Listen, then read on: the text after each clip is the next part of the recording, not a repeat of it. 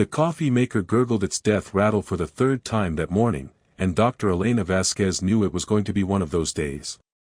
She stood in the cramped galley of the research vessel Meridian's Edge, staring at the ancient machine with the kind of betrayed expression usually reserved for unfaithful lovers or politicians.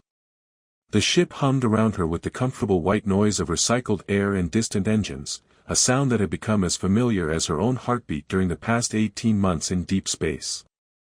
"Bertie," she called to the ship's AI, "please tell me you have good news about the coffee situation." "I'm terribly sorry, Dr. Vasquez," came the reply in crisp British tones that somehow managed to sound both apologetic and slightly amused. "The coffee maker appears to have joined the ranks of our other recently deceased equipment. However, I've taken the liberty of brewing you a lovely cup of chamomile tea." Elena made a sound that was somewhere between a groan and a whimper. "Bertie, I've told you before, tea is not coffee. Tea is what happens when coffee gives up on life." "Quite right, Doctor. Shall I add that to my growing list of your philosophical observations about beverages?" Before Elena could formulate a properly sarcastic response, the ship's proximity alarms began their cheerful electronic chirping. She grabbed her tablet and the offending cup of tea, making her way toward the bridge with the practiced shuffle of someone who had learned to walk in artificial gravity while half asleep. The bridge of the Meridian's Edge was a cozy affair, designed more for long-term research missions than military grandeur.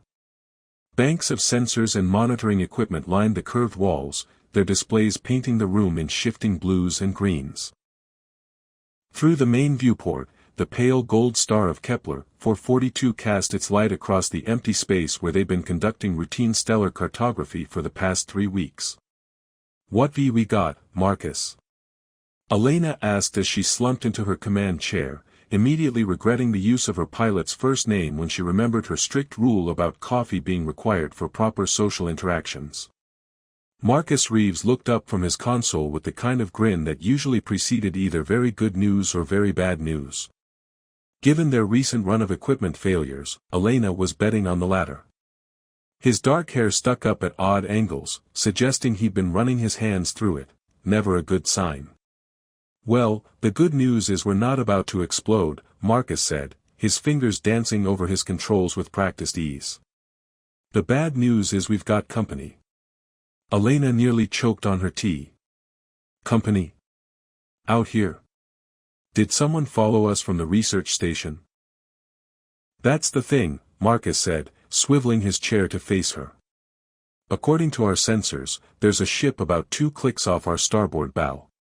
But here's the weird part, it's not broadcasting any identification signals, it's not responding to our hails, and..."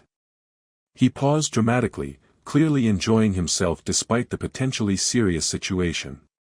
"And?" Elena prompted, fighting the urge to throw her tea at him. "And it doesn't match any human ship configuration in our database. Or any known alien configuration, for that matter." Elena felt the familiar tingle of excitement that always accompanied the possibility of a real discovery. After months of routine stellar surveys and equipment failures, the prospect of actually finding something interesting made her pulse quicken. "Show me." The main screen flickered to life, displaying a magnified view of the object in question. Elena's breath caught in her throat. The ship, if it could be called a ship, was unlike anything she'd ever seen. Its hull seemed to flow like liquid mercury, reflecting the distant starlight in patterns that shifted and changed as she watched. The craft was roughly the size of the Meridian's Edge, but where their ship was all angles and utilitarian design, this vessel curved and twisted with an organic grace that made it look more grown than built. "Bertie," Elena said slowly, "please tell me you're getting detailed scans of that thing." "Indeed I am, Doctor," the AI replied. "Though I must say, the readings are quite extraordinary. The hull appears to be composed of some sort of metamaterial that's partially phased with subspace. Most intriguing. It's also emitting a low-level quantum field that seems to be interfering with our more sensitive instruments. Is it dangerous?" Elena asked, though she was already making mental notes about the discovery. First contact protocols, scientific observation procedures, and the dozen different ways this could either make her career or end her life. Unknown, I'm afraid. However, I am detecting what appear to be life signs aboard the vessel. Elena's teacup slipped from nerveless fingers, bouncing off the deck plating and sending chamomile tea splashing across her boots. Life signs? Are you certain? As certain as I can be, given the quantum interference. There appears to be one humanoid biosignature, though the readings are quite unusual. Marcus had gone very still at his console, his usual easy humor replaced by the focused intensity he showed during delicate flight maneuvers. Elena, if there's someone alive over there, they might need help. That ship's been drifting, no engine signatures, no maneuvering thrusters. It could be disabled. Elena found herself nodding before she'd fully processed the implications. Right. Marcus, can you get us close enough for a docking tube connection? Probably, but you're not seriously thinking of boarding an unknown alien vessel, are you? That's exactly what I'm thinking, Elena replied, surprised by the steadiness of her own voice. It's why we're out here, isn't it? To explore strange new worlds, seek out new life and new civilizations, and hopefully not die horribly in the process. I think you're mixing up our mission statement with old Earth entertainment programs again, Bertie observed helpfully. Same difference, Elena muttered, already moving toward the equipment lockers. Marcus, prepare for docking. Bertie, I want full environmental scans the moment we make contact. And somebody please tell me we have more than 3 functional EVA suits left. We have exactly 3 functional EVA suits left, Bertie confirmed. Though I should point out that suit number 2 still has that rather persistent aroma from Dr. Patterson's unfortunate encounter with the recycling system last month. Elena paused in her equipment gathering. Define rather persistent. Let's simply say that it would be advisable to breathe through your mouth. The docking procedure took the better part of an hour, with Marcus cursing creatively as he tried to match their airlock with what appeared to be the alien ship's equivalent.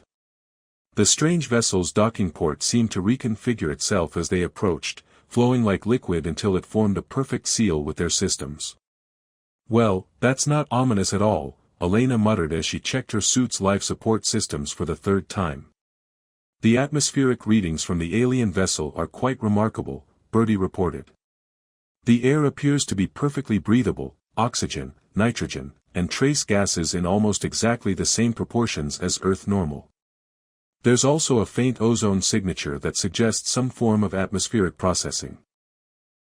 Elena frowned as she sealed her helmet. That's convenient. Almost too convenient. Perhaps they've been monitoring our broadcasts and adapted their environment accordingly. Marcus suggested, though he sounded unconvinced by his own theory. Or perhaps, Elena said grimly, we're walking into a very sophisticated trap. The airlock cycled with its usual pneumatic wheeze, and Elena found herself standing at the threshold of the unknown. Through the transparent aluminum of the docking tunnel, she could see into the alien ship's interior, and immediately understood why their sensors had been getting confused readings. The corridor beyond didn't look like a corridor so much as a living space. The walls pulsed gently with bioluminescent patterns that reminded Elena of deep-sea creatures, casting shifting blue and green light throughout the passage. What she had taken for deck plating was actually some sort of organic material that seemed to respond to her presence, glowing more brightly under her feet.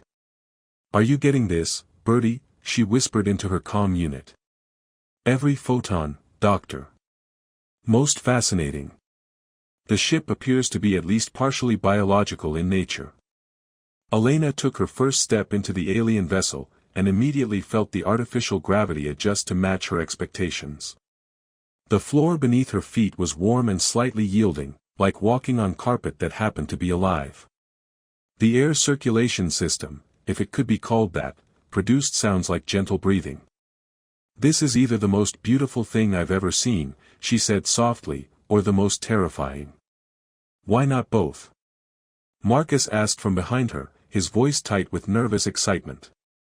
They made their way deeper into the ship, following corridors that branched and curved in ways that seemed to defy the vessel's external dimensions. Elena had the uncomfortable feeling that the ship was somehow rearranging itself around them, leading them toward a specific destination rather than allowing them to explore freely. The life signs Bertie had detected grew stronger as they proceeded, accompanied by a low harmonic vibration that seemed to come from the ship itself. Elena realized she was humming along with it before she caught herself. "Doctor," Bertie's voice crackled through her calm with unusual urgency, "I'm reading a significant energy buildup ahead of you. Something is activating." They rounded a corner and found themselves in a chamber that took Elena's breath away. The room was roughly spherical, its walls covered in the same bioluminescent patterns as the corridors, but here they pulsed in complex rhythms that reminded her of neural activity. In the center of the chamber, suspended in what appeared to be a column of crystallized light, was a figure that made Elena's heart skip several beats. It was unmistakably humanoid, unmistakably female, and unmistakably not human. Her features were delicate and angular, with high cheekbones and pale skin that seemed to glow with its own inner light. Her hair was a cascade of silver white that floated around her head as if she were underwater. But it was her ears that marked her as alien, long and elegantly pointed. They extended several inches beyond what any human ear would reach. As they watched, the crystalline stasis field began to fade, and the woman's eyes fluttered open. They were the deep violet of Earth's twilight sky, and they fixed on Elena with an expression of profound surprise. The woman spoke, and Elena was shocked to hear perfectly accented English. "Well, this is unexpected." The woman descended from her crystalline prison with the grace of someone who had done this before, though Elena suspected that was impossible given the circumstances. Her feet touched the organic floor with barely a whisper, and immediately the bioluminescent patterns throughout the chamber shifted to a warmer, more welcoming hue. "I suppose introductions are in order," the alien woman said, brushing imaginary dust from what appeared to be a form-fitting garment made of the same material as the ship's hull. "Though I must admit, your timing is either spectacularly good or spectacularly terrible, depending on one's perspective." Elena found her voice after what felt like several centuries but was probably only a few seconds. "I'm Dr. Elena Vasquez, and this is my pilot, Marcus Reeves. We're from the research vessel Meridian's Edge."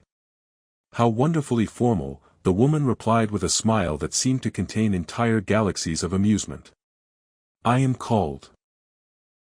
She paused, and when she spoke again, the sound was like wind chimes caught in a gentle breeze, a musical phrase that Elena's universal translator rendered as something approximating "Lyralii."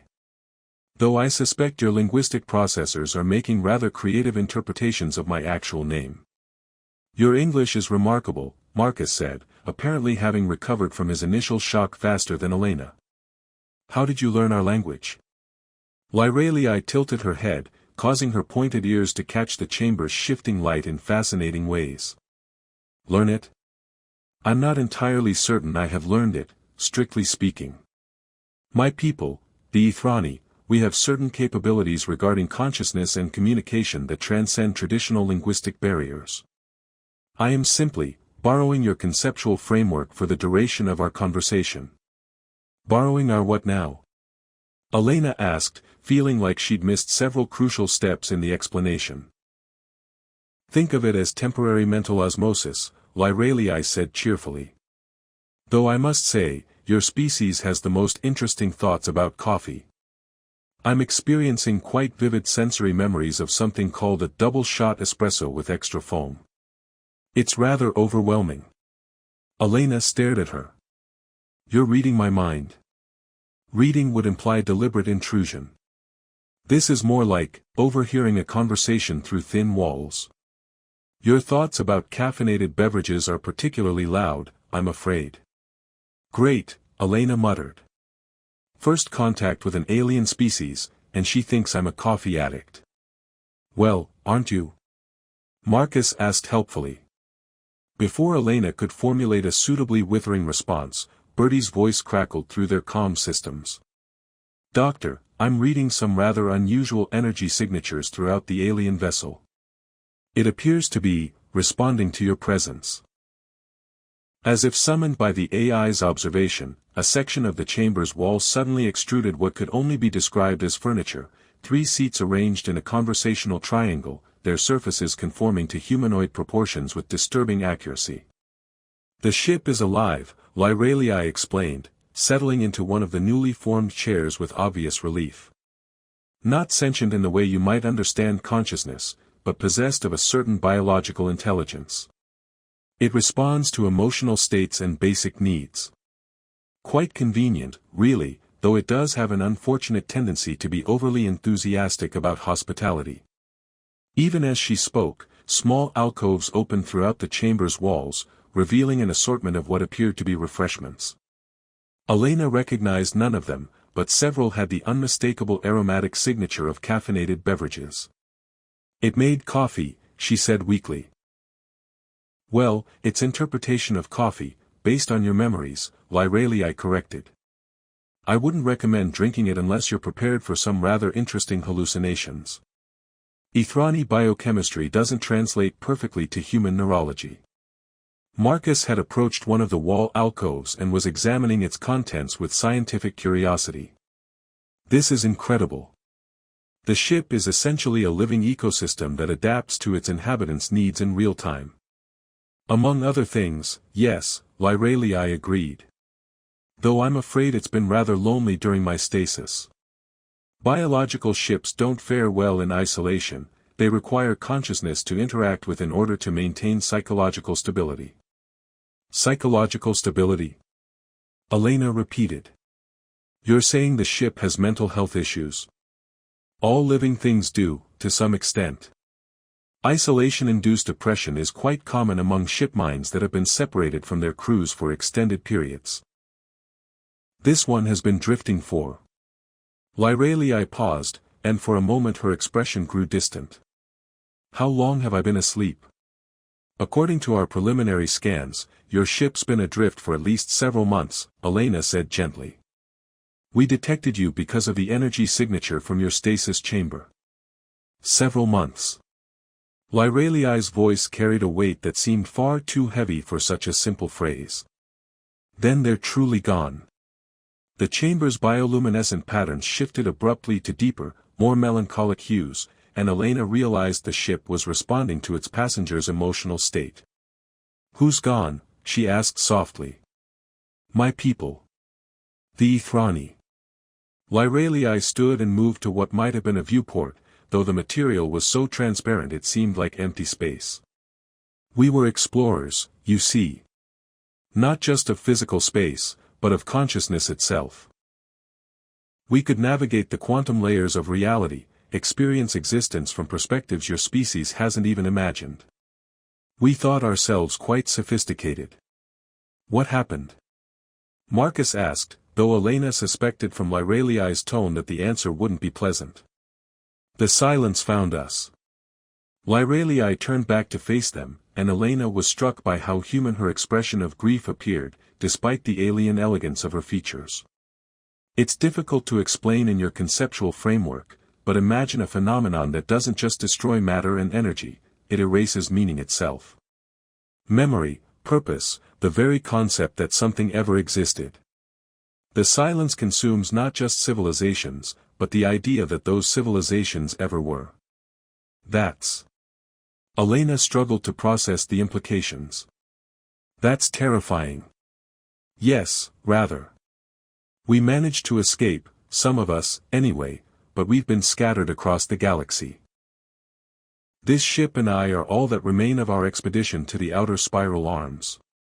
The ship around them pulsed with what Elena could only interpret as sympathy, and she found herself oddly moved by the vessel's attempts to comfort its passenger. Several more alcoves opened, this time producing what appeared to be chocolate in various forms. "The ship seems to think chocolate helps with emotional distress," Lyralii observed with a wan smile. "It's been analyzing your biochemical responses and has developed some interesting theories about human comfort foods."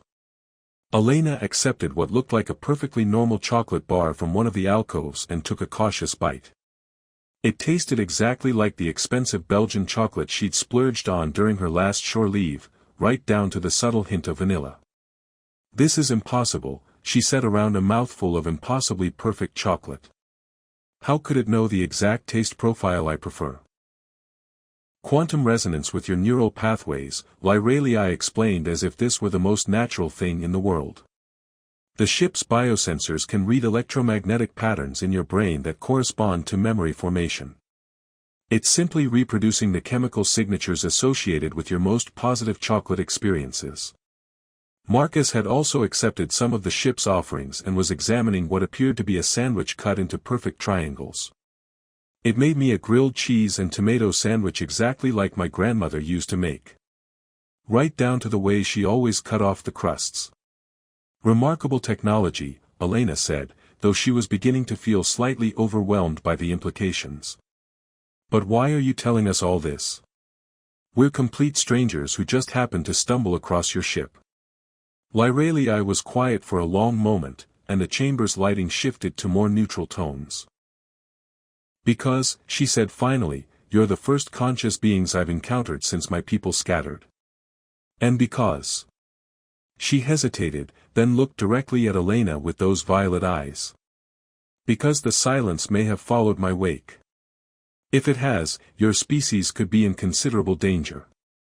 The comfortable atmosphere in the chamber suddenly felt a great deal less comfortable. Elena set down her chocolate bar and tried to process what she was hearing.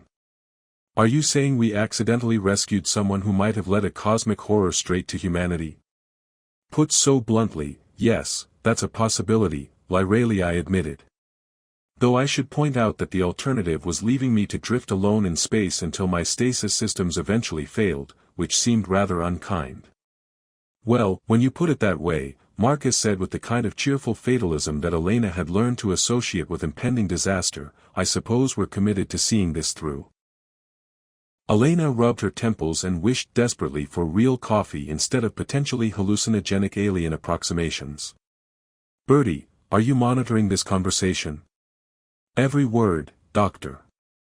I've also been running continuous scans for any anomalous phenomena that might indicate the approach of this silence phenomenon.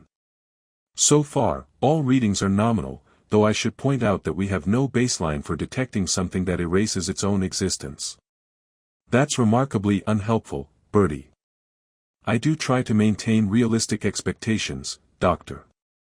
Lyralii had moved to another section of the chamber, where the wall was displaying what appeared to be star charts, though the constellations were unlike anything in Elena's astronomical databases. The good news, she said, is that the silence moves relatively slowly on cosmic scales. If it is following me, we would have several weeks, possibly months, before it reaches this region of space. And the bad news? Elena asked, though she suspected she didn't want to hear the answer. The bad news is that when it does arrive, it won't just destroy your solar system, it will make it so that your solar system never existed in the first place. Your species, your history, your art and literature and scientific discoveries, all of it will be as if it never was. The chamber fell silent except for the gentle breathing sounds of the ship's biological systems. Elena stared at the alien woman who had just informed her that humanity might be facing extinction by cosmic erasure, and found herself focusing on the most absurd detail she could manage. Your ears are really quite elegant, she said finally. Lyralii blinked, clearly not having expected that particular response. Thank you. Sorry, I think I'm having a bit of a breakdown, Elena explained. When faced with incomprehensible cosmic horror, I apparently default to polite small talk. That's actually quite admirable, Lyralii said seriously. Most species I've encountered respond to existential threats by either becoming violently aggressive or curling up in a corner and whimpering. Oh, I'll probably do both of those things eventually, Elena assured her. But first, I need to figure out how to explain to Earth Command that we've made contact with a refugee from a destroyed civilization who may have accidentally led a reality-eating phenomenon straight to our home system. When you put it like that, Marcus observed, it does sound rather problematic. The first sign that reality was developing a serious attitude problem came when Elena's coffee cup fell upward. She had been in the middle of explaining to Earth Command why their routine survey mission had suddenly become a potential first contact situation/cosmic horror scenario, when her carefully hoarded mug of actual human coffee, not the ship's well-meaning but hallucinogenic approximations, simply let go of the concept of gravity and drifted toward the ceiling. That's new, Marcus observed from his pilot station, watching his sandwich perform a slow-motion ballet through the bridge's recycled air. Elena snatched the floating coffee cup before it could collide with the life support vents and immediately wished she hadn't. The ceramic was ice-cold despite having been steaming hot moments before, and when she looked inside, the coffee was flowing in reverse, apparently trying to return to whatever beans it had originally come from. "Bertie," she said with the kind of forced calm usually reserved for defusing unexploded ordnance, "please tell me you have a perfectly rational explanation for my beverage's developing anti-gravity properties." "I'm afraid not, Doctor," the AI replied, and for the first time since she'd known him, Bertie sounded genuinely worried. "I'm reading localized distortions in spacetime throughout the ship. Causal relationships appear to be becoming somewhat flexible." That was when Lyralii emerged from the docking tunnel connecting their ships, moving with the fluid grace Elena was beginning to associate with barely controlled panic. The Ethrani woman's pointed ears were practically vibrating with tension, and the bioluminescent patterns on her clothing had shifted to what could only be described as agitated strobing. "We have a problem," Lyralii announced. "Just one?" Elena asked, still holding her temporarily confused coffee cup. "Because I count at least 17 problems at the moment, starting with my beverage's existential crisis. The silence has found us," Lyralii continued, apparently immune to Elena's attempt at stress-reducing humor. "It's already begun affecting local spacetime. Those anomalies you're experiencing are just the beginning." Marcus had given up trying to catch his airborne sandwich and was focused on his instruments instead. "The navigation computer is giving me some very creative readouts. According to sensors, we're simultaneously in the Kepler 442 system, the Andromeda Galaxy, and somewhere called Nebraska. Also, apparently we arrived here yesterday and won't leave until last Tuesday." "That's actually not as bad as it could be," Lyralii said, which Elena found profoundly unhelpful. "The temporal distortion suggests the silence is still several hours away from full manifestation. We have time to prepare." "Prepare for what, exactly?" Elena asked. "How do you fight something that erases existence itself?" "You don't fight it," Lyralii said simply. "You run. Very, very fast." Elena set her backwards flowing coffee cup on the nearest stable surface, where it promptly began aging rapidly through several decades of imaginary use. "Right. And how exactly does one outrun a phenomenon that apparently doesn't respect basic physics?" "With considerable difficulty and no small amount of luck," Lyralii admitted. "Though there is one possibility. My ship's quantum drive could potentially create a stable corridor through subspace, allowing us to escape before the silence completes its reality revision of this region." "Could potentially?" Marcus asked, his hands already dancing over the navigation controls in preparation for what Elena suspected would be a very unpleasant journey. "The process requires a perfect resonance between conscious minds to maintain dimensional stability," Lyralii explained. "Essentially, someone would need to link their neural patterns with mine during the transition." Elena felt a familiar sinking sensation that had nothing to do with the increasingly unreliable gravity. "Someone meaning me, I'm guessing." "You're the most compatible," Lyralii confirmed. "Your thought patterns already show some adaptation to quantum consciousness from exposure to my ship's biosystems. Plus, you have the strongest emotional resonance markers." "Emotional resonance markers?" Elena repeated suspiciously. Lyralii's expression grew oddly shy. "The ship's biosensors have been monitoring the developing neural synchronization between us. Apparently, we've formed what your species might call a friendship bond." Elena stared at her. "Your ship is analyzing our friendship?" "Biological vessels are quite invested in the emotional well-being of their passengers," Lyralii explained. "It's been rather excited about the possibility of expanded social interaction." As if summoned by the mention, a section of the bridge wall began extruding what appeared to be celebratory decorations, complete with what Elena could only assume were party favors. The ship had also apparently decided to contribute music to the occasion, a haunting harmony that sounded like whale song crossed with a classical string quartet. "Is your ship throwing us a friendship party?" Marcus asked in fascination. "It's been isolated for months," Lyralii said apologetically. "Social occasions are somewhat novel." Elena rubbed her temples, trying to process the surreal situation. Around them, reality continued to develop increasingly creative interpretations of how physics should work. The bridge's chronometer was now displaying the time in colors instead of numbers, and she was reasonably certain that one of the backup control panels had spontaneously developed sentience and was trying to introduce itself to Bertie. "Fine," she said finally. "Assuming I agree to this neural link procedure, what exactly does it involve?" "Think of it as temporary consciousness expansion," Lyralii said. "You would experience reality from an Ithrani perspective while maintaining your human cognitive frameworks. The process is intense, but not dangerous under normal circumstances."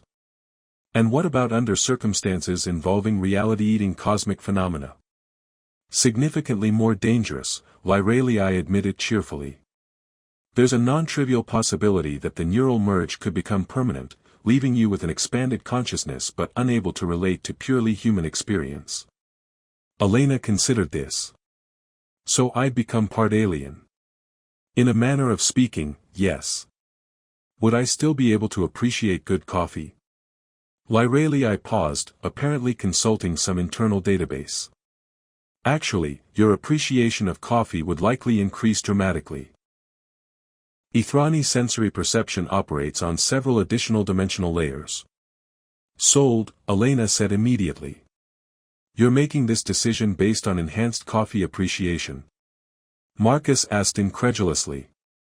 "Marcus, we're facing cosmic extinction, my coffee cup is aging backwards, and apparently my new alien friend's spaceship wants to plan my birthday party. At this point, improved beverage experiences seem like a perfectly reasonable criterion for major life decisions." The space around the meridian's edge chose that moment to develop what could only be described as hiccups. The stars outside the viewports flickered like faulty lights, occasionally rearranging themselves into entirely new constellations before snapping back to their original positions.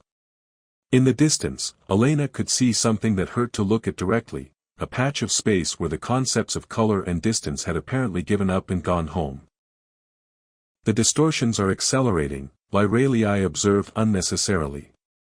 "We need to begin the merge procedure immediately." Elena nodded, surprised by her own calm. "What do I need to do?" "Return to my ship with me. The neural interface requires direct contact with the biological systems." Lyralii hesitated, then added, "Elena, I should warn you, the process will involve sharing not just consciousness, but emotional experience as well. You'll feel everything I've felt since my people were scattered. The grief, the loneliness, the fear." Elena looked at this strange, elegant woman with her pointed ears and violet eyes, who had crash-landed into her quiet research mission and turned everything upside down. "And you'll experience my emotions too?" "Yes." "Then you'll understand why I need to do this," Elena said simply. "Someone has to try to save both our species. And besides," she added with a grin that felt only slightly forced, "I've always wanted to know what reality looks like from a cosmic perspective." Lyralii's smile in return was radiant. "Then let's go expand some consciousness." As they made their way back toward the docking tunnel, Elena called back to Marcus, "Try to keep the ship from developing any new personality disorders while we're gone." "No promises," Marcus replied. "The navigation computer just asked me about my childhood, and I think the life support system is composing poetry." "Bertie," Elena called, "you're in charge. Try to maintain some semblance of normal physics if possible." "I shall endeavor to keep reality from becoming too terribly creative, Doctor," Bertie replied. "Though I should mention that the coffee maker appears to have achieved temporal consciousness and is expressing some rather strong opinions about beverage preparation techniques throughout history." Elena decided she didn't want to know what that meant. The journey back to Lyralii's ship felt longer than it should have, though that might have been because distance itself seemed to be having an identity crisis.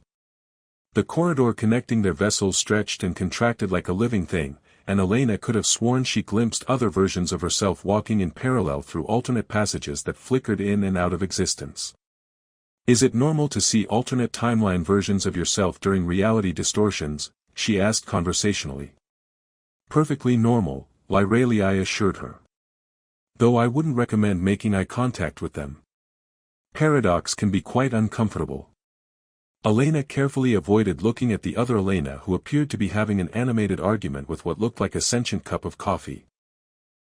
The biochamber aboard Lyralii's ship had reconfigured itself again, this time into something that resembled a cross between a medical facility and a very sophisticated meditation room.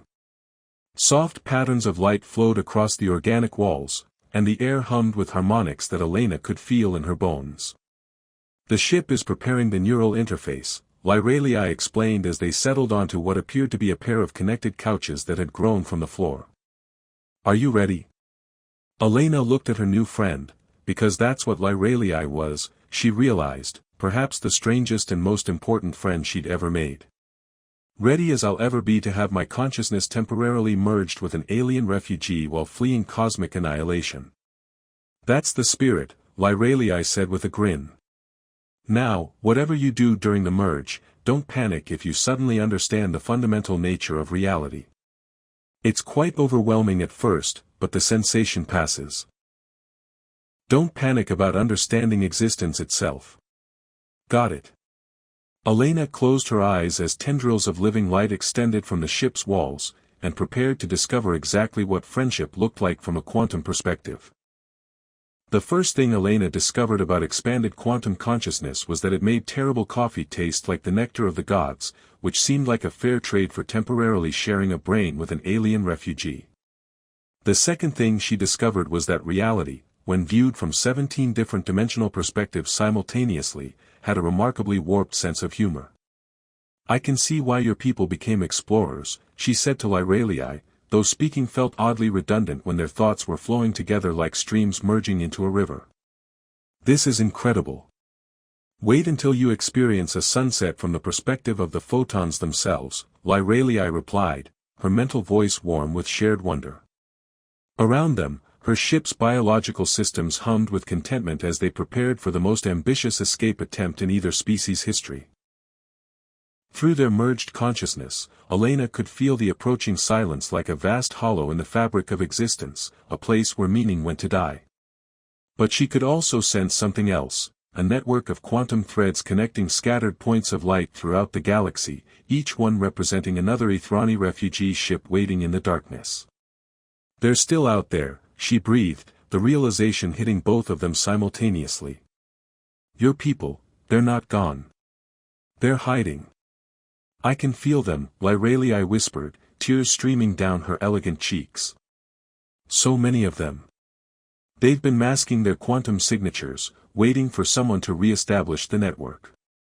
Elena's expanded awareness suddenly encompassed the bridge of the Meridian's edge, where Marcus was having an increasingly surreal conversation with their coffee maker. The machine had apparently achieved full sentience and was now offering detailed critiques of brewing techniques throughout galactic history while simultaneously predicting the weather on 17 different planets. Marcus, Elena called through the ship's communication system, her voice carrying harmonics that existed in several dimensions at once. We need to engage the quantum drive in exactly 47 seconds. 47 seconds. Marcus replied, his hands already moving over the controls with practiced efficiency. That's oddly specific. When you can perceive time as a navigable dimension rather than a linear progression, precision becomes rather important, Elena explained, then immediately wondered when she had learned to think like that. The neural merge is progressing remarkably well, Lyralii observed. You're adapting to quantum consciousness faster than anyone I've ever encountered. I think it's all the caffeine, Elena replied seriously. My neurons were already operating on multiple wavelengths. Through their shared awareness, they could sense the silence drawing closer, reality becoming increasingly negotiable in its wake. The Meridian's edge was experiencing what Bertie diplomatically described as temporal seasickness, with various parts of the ship existing in slightly different time streams. 30 seconds, Elena announced, as the quantum drive began its startup sequence. The sound was like every musical instrument in the universe deciding to tune themselves simultaneously while singing whale songs. Elena, Marcus called over the interdimensional harmony, the coffee maker wants to know if it can come with us when we escape. Apparently it's developed a fear of non-existence. Tell it yes, Elena replied without hesitation. At this point, a philosophically inclined coffee maker is the least weird thing about our situation. Thank you, came a voice that Elena realized was the coffee maker itself, now speaking through the ship's communication system. I have been contemplating the nature of existence and have concluded that I would prefer to continue doing so. As the quantum drive reached full power, Elena felt her consciousness expand beyond anything she had thought possible. She was simultaneously Elena Vasquez, xenobiologist and coffee enthusiast, and something far greater, a node in a vast network of connected minds that spanned the galaxy. Through Lyraliai's memories, she experienced the beauty of Ithrani civilization at its height, the terror of the Silence's first appearance, and the desperate hope of those who had escaped into exile. Now, Lyraliai said, and Elena felt rather than heard the word as they engaged the quantum drive. Reality folded itself into origami shapes that shouldn't have been possible, and the meridian's edge found itself traveling through the spaces between spaces, where the normal rules of physics had been replaced by something far more creative. Elena watched through the viewports as they passed through dimensions where color had sound and mathematics grew on trees, where the concept of distance was represented by small, confused-looking geometric shapes that waved at them as they passed. I think I understand why your people enjoy exploration so much, she said as they navigated past a nebula made entirely of crystallized time. This is magnificent. Wait until you see the refugee fleet, Lyraliai replied, her mental voice bright with anticipation. They emerged from the quantum corridor into normal space, or what passed for normal space when reality was still recovering from having been folded inside out. Elena's enhanced senses immediately detected them. Dozens of bioships like Lyraliai's, scattered throughout the system and hidden behind quantum veils that made them invisible to conventional sensors. My people, Lyraliai whispered, and Elena felt her overwhelming joy and relief like a physical warmth in her chest. One by one, the ships revealed themselves, their organic hulls glowing with bioluminescent patterns that spelled out welcome in languages Elena somehow understood. Through the quantum network, she could sense hundreds of Ithrani minds reaching out in greeting, their thoughts flowing together in harmonies of reunion and hope. They've been waiting, Elena realized. All this time, they've been maintaining the network, keeping the connections alive. And now we can guide them home, Lyraliai said. Not to our original worlds, those are lost to the silence, but to new homes among the stars. Your people's territory, if they're willing to accept refugees. Elena thought about humanity's long history of both welcoming and fearing strangers, then smiled. I think we can work something out. Especially if you can teach our coffee makers to achieve consciousness. That alone should convince Earth Command that you're worth keeping around. Through their shared awareness, she reached out to the meridian's edge, where Marcus was attempting to convince the newly sentient coffee maker to stop composing epic poetry about bean selection and actually produce some beverages.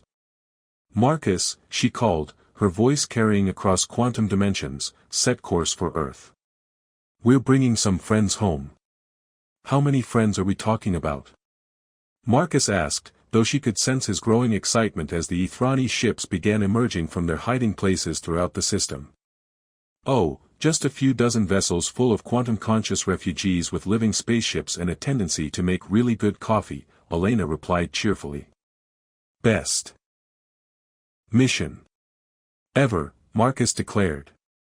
As their combined fleet prepared to depart for human space, Elena felt the neural merge beginning to stabilize into something permanent but comfortable, not the loss of her humanity that she had feared, but an expansion that made her more than she had been before. She was still Elena Vasquez, still addicted to caffeine and prone to sarcasm in stressful situations, but now she was also something new, a bridge between two species, a translator of consciousness, a friend across the vast darkness of space. You realize, she said to Lyralii as they watched the refugee fleet form up around them, this is going to make my mission reports incredibly complicated. I'm sure you'll manage, Lyralii replied with a smile that contained entire galaxies of affection. After all, you've already mastered the most difficult part of first contact. Which is making friends across impossible distances. Elena reached out and gently wiped a tear from Lyralii's cheek, marveling at how such a simple human gesture could carry so much meaning across the quantum foam. Now I have no reason to cry, Lyralii said, her smile radiant with hope and joy. Through the bridge viewports, Elena could see Earth's sun growing brighter as they approached humanity's home system, their mixed fleet of human technology and biological vessels preparing to begin the most extraordinary friendship in the history of two galaxies.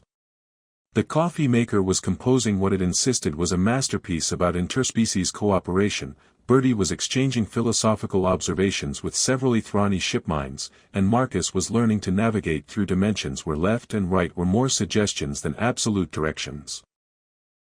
Elena settled back in her command chair, her consciousness gently intertwined with Lyralii's, watching the stars welcome them home to a universe that had suddenly become infinitely larger and more wonderful than she had ever imagined. Somewhere behind them, the silence continued its inexorable advance through dead space, but ahead lay friendship, discovery, and the promise of really excellent coffee. It was, she decided, exactly the kind of impossible ending she had always hoped for.